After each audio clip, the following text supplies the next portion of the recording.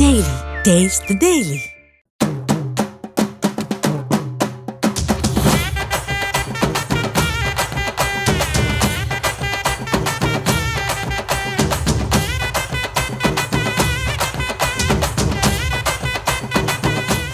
அன்னதானத்திற்காக அண்டாவாக ஆட்டுக்கறி குழம்பும் மலை போல சாதம் குவிக்கப்பட்டும் தயார் நிலையில் உள்ள காட்சிகள் தான் இவை.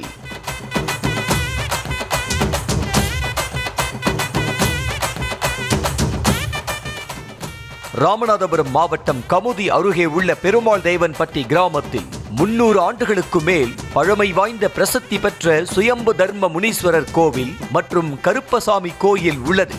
இங்கு வருடாந்திர வைகாசி திருவிழாவை முன்னிட்டு வெள்ளிக்கிழமை பொது அன்னதானம் நடைபெற்றது. இதற்காக பக்தர்கள் நேர்த்தி கடனாக வழங்கிய 121 ஆட்டுக்கிடாக்கள் கோவில் முன்பு பலியிடப்பட்டு 2000 கிலோ ஆட்டுக்கறி தயார் செய்யப்பட்டது.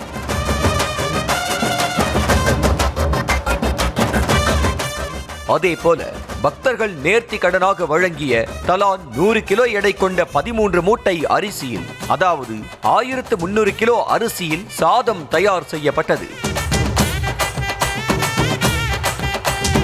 பின்னர் பிரம்மாண்டமான 9 அண்டாக்களில் 9 சமையல் கலைஞர்கள் மூலம் ஆட்டுக்கறி குழம்பும் 1300 கிலோ அரிசியில் சாதமும் தயார் செய்து வைக்கப்பட்டது.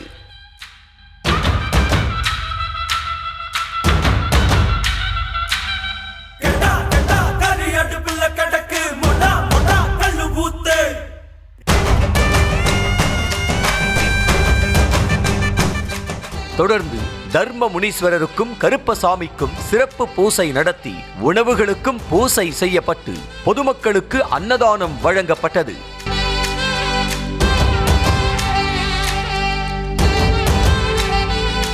காலை 10 மணிக்கு தொடங்கிய அன்னதானம் மாலை 6 மணி வரை நடைபெற்றது.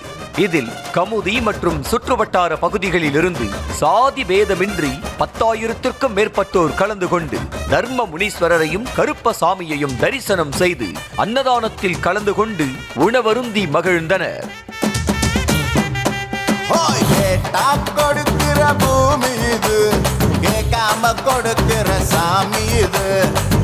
இது குறித்து பேசிய ஊர் முக்கியஸ்தர் போஸ், சாதி பேதமின்றி கடந்த 300 ஆண்டுகளுக்கு மேலாக இந்த அன்னதானம் நடைபெறுவதாக தெரிவித்தார்.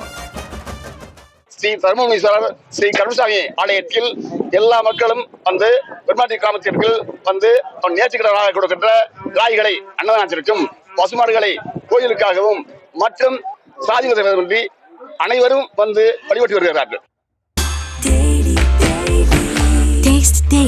Taste the Daily.